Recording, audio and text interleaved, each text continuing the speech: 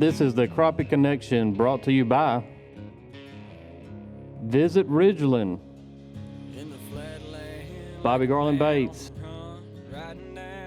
Anderson Minnow Farm, Power Crappie,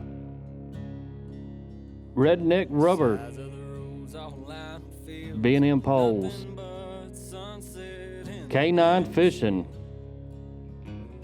Camp Shelf, Cornfield Fishing Gear, Jenko Fishing, Denali Rods, The Direction TV, I Hold Jigs, Top Hat Jigs,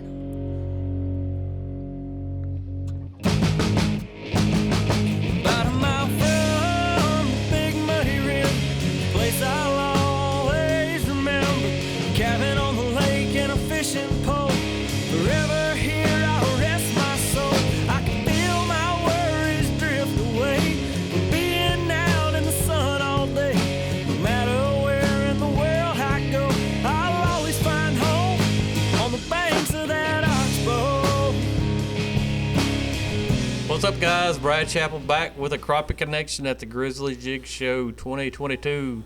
It's been a chilly one, but it's been a fun, like Grizzly every year I come to it. It's a fun show. Get to see a lot of people that I don't see different times of the year, and from the customers to the manufacturers. But I'm going to go ahead and do a little introduction, or let them introduce themselves to you. You probably know who they are, though, at the end. I'm Tommy Ezell. I'm out of East Texas. I'm primarily on Lake Fork, and I'm with Bonehead Tackle. I'm the sales and marketing manager. I'm Tony Shepard. I live on Kentucky Lake. I've designed baits and crappie fishing stuff for Jenko fishing.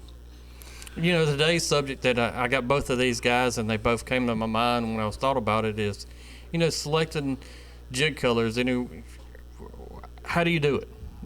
What are some of the suggestions that, when you got guys looking for different colored jigs, what do you kind of tell them they need to, concentrate on, Tommy? Well, the first thing that I would say is understanding what the predominant food chain is in your fisheries. We got a lot of ghost minnows. We got a lot of shad down there in Texas. So, if you take those out and you put them in the sunlight, they tend to sparkle. So a lot of the selections that I use are going to have some kind of glitter in them. I like that flash, and that's because I feel like the crappie like that flash. I'm the same way. I mean, if you look at our baits, the baits I've designed, about every one of them's got glitter. And if you look at the last two baits I designed, one of them is solid silver glitter, and the other one's solid gold glitter. There you go. There you go. You know what? I kind of glitter. I use a lot of glitter when I see a lot of sunlight. And if it don't have sunlight, I usually don't use a lot of glitter. And then I'm going to let the fish tell me. But, I think of lakes, and I think of personalities, and like I said, Tony and we bounce back and forth on colors a lot. But say like muddy water conditions, if there's a lake that's typically a foot less, or even 6 inches less, what are some of the colors that you've gone to through the years, Tony? If I had to pick my top 5 colors for muddy water, it would definitely be the newest one, the Gold Digger. It's solid gold with the orange head. I like orange and chartreuse, black and chartreuse. Lime green and chartreuse will work in about any watercolor. I do change the head up to orange if it's a little muddier. If it's a little bit clear, like you're saying a foot visited it, I'd probably go to a pink head. But, day in, day out, with the new technology, and like he said, figure out what the fish are feeding on. And if you adapt your bait to the presentation they want, and you've got the color that matches what they're feeding on, you're going to catch fish. Yeah, Tommy and I was, actually talking about this a little bit out there. Sometimes that can be that last little piece of that puzzle to make it, instead of going home with, say, 5 fish, you get that color dialed in, all of a sudden you're going home with the limit of fish. And Tommy, what's some of the colors that you kind of go to on, and we'll start out with the muddy water, and we'll kind of step back from that, but what are some of the colors that you like in that muddy water? Probably gonna be the same. I don't think any of us really deter from some of the colors that Tony had mentioned. I mean, they're tried and true. I do like a black and chartreuse in muddy water. I will use the orange and chartreuse. I think a lot of it has to do with the head too. I'll use an orange, a really, really good dark orange. I'll even go over to a white. If they're not hitting that white, I mean the orange, I will go over to a white head. But I focus on when I get in that muddy water and down, like for instance in Texas, those fish will go real deep this time of year. Right. And obviously it's dark. If you think about it, it's dark down there. Yeah. So what I'll start messing with once I've gotten down the profile that they like, the presentation that they like, I'll start messing around with vibration and using some rattles and some things like that. I think when muddy water, a really, really good tool is going to be some rattles or some kind of vibration. What about like glow? I know for a couple of years, we've all been in this business a while, but glow kind of come up on the scene, and you know, I still use glow a lot when it comes into that muddy water scenarios. From that solid chartreuse that's going to be glowing to a plain white glow, and I know you can take them and you'll hold them in the palm of your hand and cup it, and all of a sudden you see that sucker shine. You know, I think a lot of people lose that traction on trying different colors because they think, well, I've got the presentation, I've got the profile, and I'm gonna make them eat that. Yeah, we get lazy. I mean, go back to pre-live scope with 8 poles out. I remember days I looked down at my feet and had 50 different baits laid on the deck that I'd put on and took off and put on and took off. And it's a lot easier to try baits when you got 8 poles out than just one in your hand. And then, you know, with the new technology, you build confidence in certain baits that you always go back to.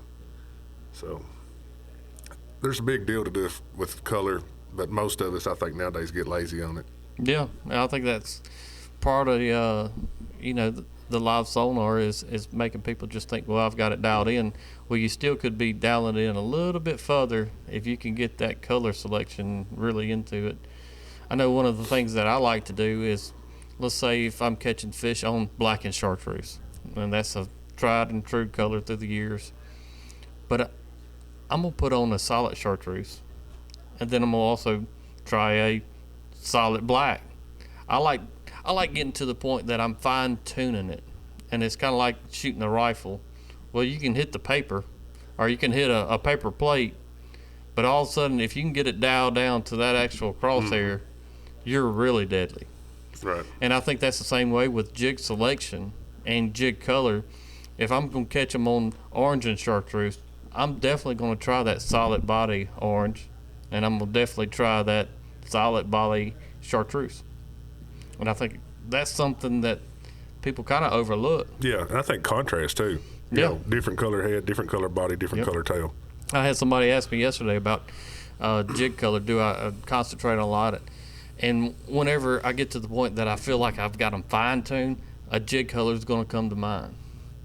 You know, I remember a tournament on Washington about 6 years ago, and it's crazy how you remember tournaments and you remember that bite and you remember that color, and I'll probably go to my grave remembering certain details like that. I hope I do. Anyway, but I had them fine-tuned to a monkey milk color, and everybody knows what color that is. And I tried a chartreuse head, and I tried an orange head and pink head, and all they really wanted, it was a white head, and it matched that contrast to the T of that bait. Once you put some other color on there, you still catch fish. But I had it dialed into that crosshairs, and I think color can really help you. Instead of hitting that paper plate, you can hit that crosshair at that point. Oh, yeah. It's just fine-tuning. Details within details. I mean, Tony, let's Lake Hamilton. Where all three was. I feel the same, man. I do. But he don't. No, I liked it. Yeah, he liked it. But let's tell us about the details of fine-tuning that color at that lake. It was critical. I mean, we ended up catching them on monkey milk with a black head or a lead head. And it was like the same thing. You could put any kind of color on it, and they wouldn't touch it. I mean, it was, you know, but profile was a big key there, too. I was using a 2.5-inch bait, and I was biting it down to like an inch, you know. So, yeah, we fine-tuned it there, but I think it was also profile as much as color. Yeah. But it was very, you know, it's like where we fish. It's clear water, you know, There's a lot of bluegill on the piles. You had to move the bluegill to see the crappie. Is our style of fishing. Right. All right, let's talk about clear water applications when it comes to color. You go to a body of water and you can see, let's just say 4 foot, and everybody has 4 foot no matter where they're at pretty much. What's some of the color combinations that you're going to start out in clear water, Tom? Well, going back to the contrast thing, when I get in clear water, I like to keep it all one color. Like I told you earlier, if I'm fishing smoke show, I usually use a lead head. If I use monkey milk, sometimes I'll use a white head or a lead head. In clear water, I think you want to look as natural as you can and mimic what they're feeding on.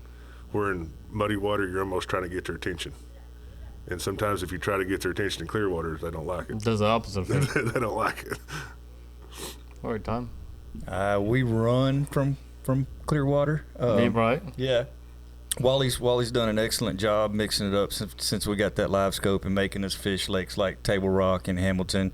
In Texas, we don't fish them. We run. We got a few clear water lakes, but nobody fishes them. I think I should because of the way they're mixing it up nowadays. But the first thing that we did is we didn't figure it out on Hamilton like they did. Yeah. We got lucky. We got lucky and caught some fish there at the end, but we I used a little bitty minnow bait that we have, but I had to bite everything but the tail, and we stuck the tail on. We got hit with that, and we got hit with a gray ghost, which is like he said, it's just a plain lead head, gray with a really light gray tail, and it was little bitty.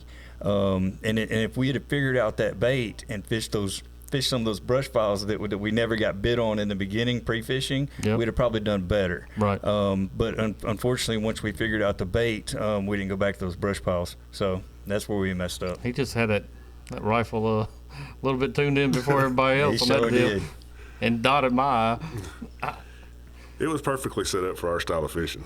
Yeah. I mean, like we talked about another podcast we done, I think at Red River. It's like every tournament's the who's winning it is who's set up the best for that scenario. Yeah, and fit your tee. Yep. Anyway, if you got any kind of ideas on color selection, hey, shoot them in the comments. Reach out to any of these guys, and they'll be more than glad to help you out with color selection. And hopefully they give you a little insight on, going and picking out colors and on based on where you're fishing at. Yeah. Till next time, Thanks for having us, Tommy Ezell. Thanks for having us, Brad. Tony Sheppard, glad to be here. All right, guys, holla.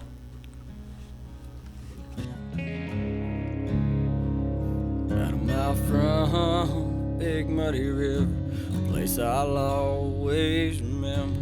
Cabin on the lake and a fishing pole. Forever here I'll rest my soul. I can feel